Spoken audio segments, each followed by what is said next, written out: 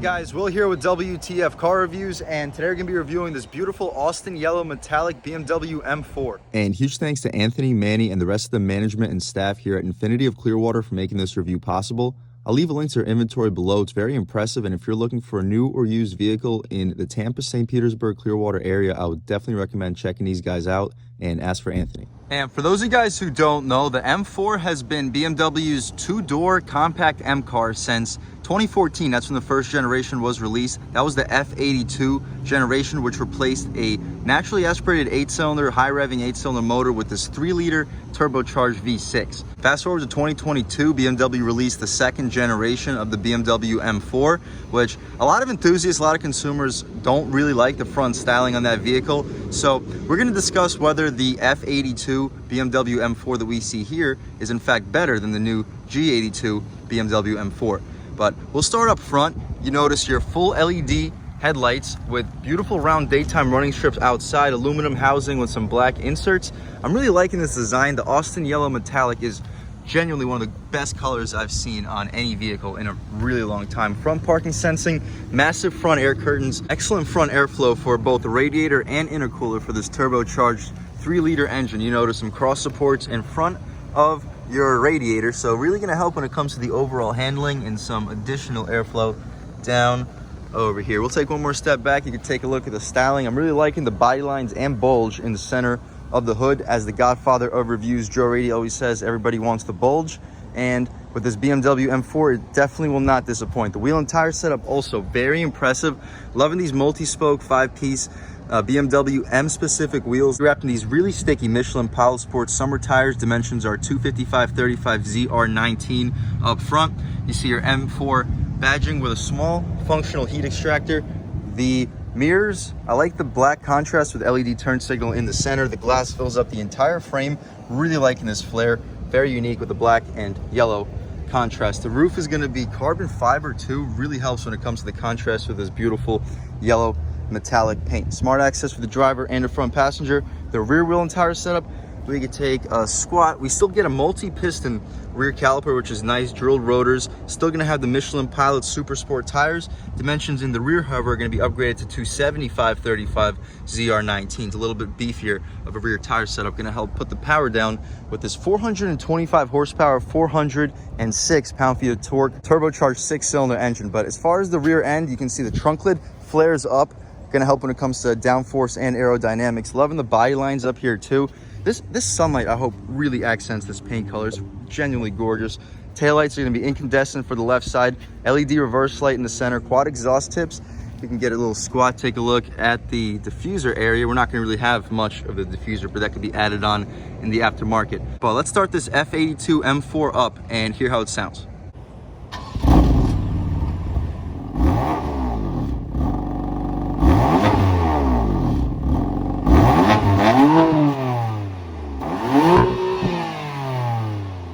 All right, guys, that was, of course, the sound of the 3-liter straight-six turbo engine sold by BMW. Once you hold the latch twice in the inside, the hood completely opens up for you.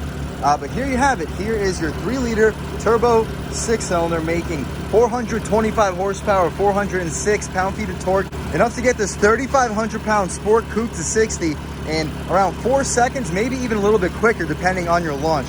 I'm really liking the supports here. A lot of carbon fiber for the strut tower braces. Very fancy look.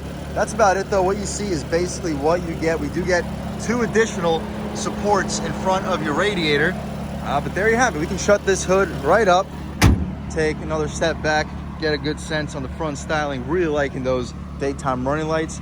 But as far as the interior, let's take a step over here and check it out. Like we mentioned, we're gonna have smart access for the driver and the front passenger.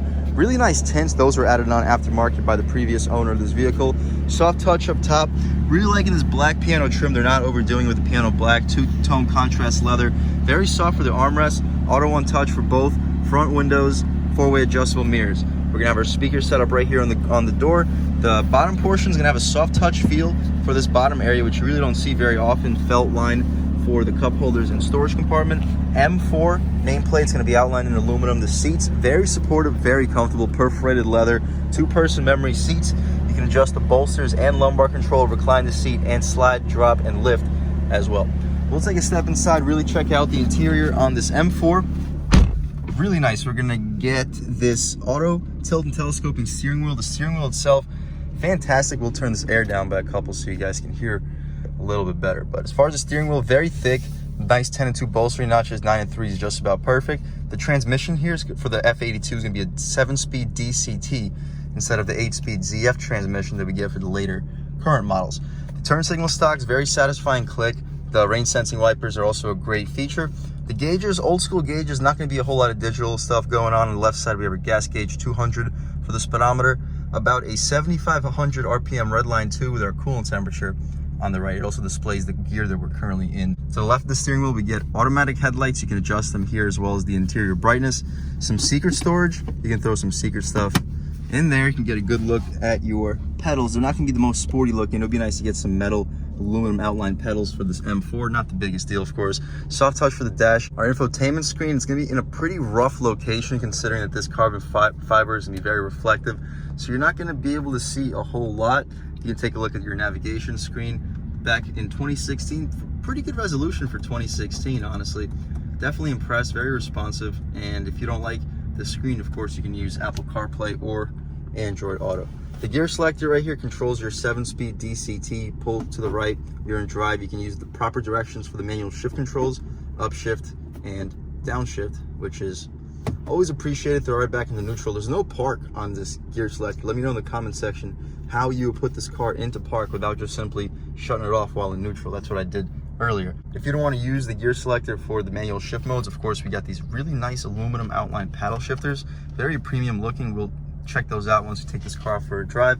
8 presets, CD player, old school, dual zone auto climate, heated seats, no cooled seats. The start stop button is going to be to the right of the steering wheel, 2 cup holders, and a little bit of secret storage, additional storage, which houses your 12-volt outlet.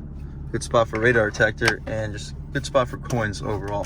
Other than that though, we have traction control, which you can disable. Behind that, this, I guess, adjusts the throttle response. You can have efficient, sport, or sport plus. We'll start off in efficient, transition in sport and sport plus, see what the differences are. Same thing with the suspension. We can start off in comfort, transition to sport and sport plus. Steering, we'll do the exact same thing. Parking sensors can be disabled back here. This button controls, not quite sure, let me know in the comment section. Nothing really pops up. This dial adjusts your infotainment screen. Carbon fiber is going to surround this trim. Leather stitching for where your knee will often hit. Old school parking brake, that is also appreciated for a sports car. The center console, not going to be the most spacious. We get a USB port and an aux. Pretty decent space. I'd say you fit maybe 4 or 5 iPhone Pro Maxes if you stack them on top of each other, but that's about all you're going to fit. Glove box also is going to be damped, lined with felt, massive. I'd say you fit 20-25 license plates with no issues whatsoever. Trunk release and a lock and unlock button as well. The mirror, rear view mirror, is going to be kind of frameless, not very frameless. The garage homeland settings are going to be on the bottom of the mirror. Auto dimming for the mirror. No moonroof in this vehicle. The lighting for the interior is controlled right here. That's about it though for the front seat. Of course, this Harman Kardon sound system is very, very appreciated for a pretty expensive sports car. It sounds really nice. Let's check out the back seats space real quick behind my seat settings and then take this car out for a drive. So you simply pull this latch, you can just hop right in. My seat settings, oh yeah, a little bit tough to get back here, but once you're back here, wow, even behind my seat settings, I have over an inch of room. There have been several 4-door vehicles on this channel that we reviewed that's had less rear seat legroom, so I'm very impressed. We even get vents, a little storage pocket right here, and an additional 12-volt. You can charge some stuff back there. 2 more speakers, soft touch for the elbow rest too, soft touch for the upper portion. Really premium back seat. Would not be expected for a vehicle of this size. 3,500 pound 2-door sports cars usually do not have the most rear seat space, but that's about it. Let's check out the trunk real quick and then take this car out for a drive. Not the easiest getting in and out. That's where the 4-door would be much more appreciated with the M3. But as far as the trunk, we pop this little latch back here. It's gonna be hydraulically assisted, and the hinges are gonna be protected, so you don't have to worry about crushing your cargo. Little pockets, little storage nets on the side. We're not gonna have one here, but little additional secret storage for the spare tire kit. overall, pretty impressive. Similar to most 4 and 3 Series BMWs, you can fold those rear seats down, 60-40 split. I'd say you'd be able to fit between a 55 to a 65-inch TV back here. Very impressive opening, very impressive trunk space. We can shut it up by just dropping this tailgate, take one more step back, and let's take this BMW M4 out for a drive. All right, guys, now we've just about seen everything we need to see with the inside and outside of this 2016 BMW M4 with a DCT. Let's take it out for a drive. And the first thing I notice is the transmission is not shifting for me. So I guess we're gonna be using the paddle shifters to start off this review. And taking a step out here, okay. First gear, second gear, on the gas. Oh my gosh. This thing can fly. And that was just in comfort mode when it comes to the shifts. Brakes do a great job slowing you down, guys. This thing is an absolute blast. And second gear, leaning into the gas pedal. This car is really fast. Wow, I was not expecting it to be this quick. It's almost like underrated. I know BMW is kind of famous for underrating their performance vehicles, but that is very apparent here with this 2016 BMW M4. Really good performance, and we're still just in full comfort mode, so really, really impressive. And in comfort mode, the steering, it's not heavy. You still have a great feel through the wheel. Once that boost kicks in, this car just flat out rips.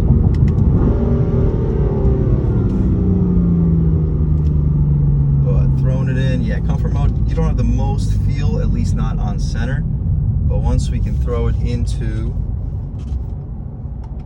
Sport Plus for the suspension and the steering, let's see what we got. So first gear, wow, way more sensitive on the gas. Oh, guys, this thing is a beast. I thought it was impressive in comfort mode. Once you throw it into Sport Plus, it's just a whole nother animal. The steering gets heavier, feels much more on center too. But as far as passing power on the highway, this car can flat out fly. We don't have to push it a whole lot farther than that. Dropping it down into 7th gear, going about 60 miles an hour. We're under 2,000 RPM. And as far as torque, pretty good. You hear a little bit of drone when you're in the Sport mode or the Sport Plus mode, because the exhaust is going to be in its loud setting. But still not that bad for a sports car. You hear a little bit of road noise, the wind noise is a little bit apparent. Not the most luxurious vehicle, so for a vehicle that would start around like 70,000 bucks, I would like to see some more luxury features. But 7th gear, boost kicks in, and we pick up speed. We're on some concrete pavement right now, so it's going to be tough to really hear everything. But wow, in Sport Plus, the steering is super sharp. We'll pull over right here, slow down, try to do a nice highway pull. Those downshifts are something else. 2nd gear. Oh, guys, this thing can flat out rip.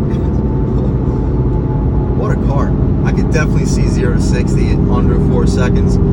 This car pulls just as hard as my 2021 Camaro LT1. This is a no-joke vehicle, and these tires do an excellent job getting the power to the ground. But yeah, driving along the highway around 60 miles an hour, you definitely hear road noise. No question about it, but for what this car is, it's still extremely, extremely luxurious.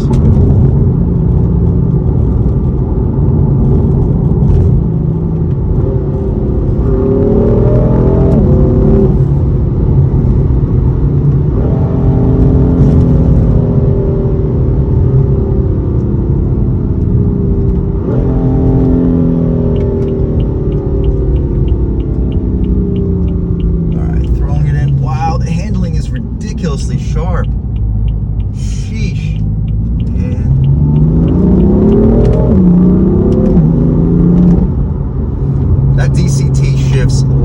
lightning quick.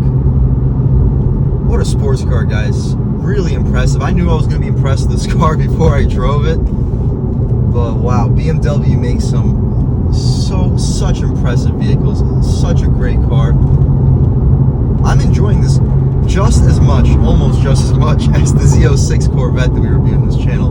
I'm more of a V8 kind of guy, more of an American car kind of guy, but BMW really makes you reconsider your preferences because these cars are just so good. All in all, guys, I'm beyond impressed with this car. If you're looking for a sporty vehicle that has some really nice luxury features to it, I would 100% recommend checking this one out. This feels faster than the Lexus RCF that we reviewed in this channel. And I also prefer the way that this vehicle handles. I think this vehicle has much flatter handling than the RCF. I prefer the RCF styling, especially compared to the new generation M4s, the G82s. I'm not really a big fan of their front end. This front end I love the styling on this vehicle. But if you're cross shopping between the RCF and this car, I think this pulls a little bit harder, and I think it handles a little bit better. The RCF has fantastic styling. I love the way it looks, and the RCF's V8 engine, I think, sounds a lot better than this 3-liter V6 or a straight 6. I keep calling it V6, but straight 6. It's all about your preference. This is a fantastic car. I would 100% recommend checking this one out. If you don't like the styling on the G82 M4s, I would definitely recommend checking out the F82 M4 that we have here. Other than that, though, huge thank you to Infinity of Clearwater for making this review possible. Huge thanks to Anthony and Manny for helping me out. I would definitely recommend checking out this dealership if you're in the Clearwater, Tampa area looking for a new car. And ask for Anthony or Manny. This car gets a lot of attention too. We got a kid right next to me. He's like egging me on to race. So this car really gets a ton of attention. Other than that, though, thank you guys so much for watching. I had a great time making this video. If you're new to this channel, please consider subscribing. If you've already subscribed, thank you so much. You guys know I have endless gratitude for all the subscribers. You know, the channel is just not possible without you guys. And I really have a huge appreciation for each and every one of you. But again, if you haven't subscribed yet, please subscribe. Leave a like too. It really helps me out with the YouTube algorithm. That's how these videos get promoted to new people. Leave a comment. Let me know what you like. Let me know what you don't like. Leave a comment. Let me know if there's any specific cars or trucks you'd like to see reviewed in this channel. But other than that, one more acceleration run. Such a fast car. Other than that, I really appreciate all you guys for watching. I hope you enjoyed it half as much as I enjoyed making it, and I really hope you guys all have a great day.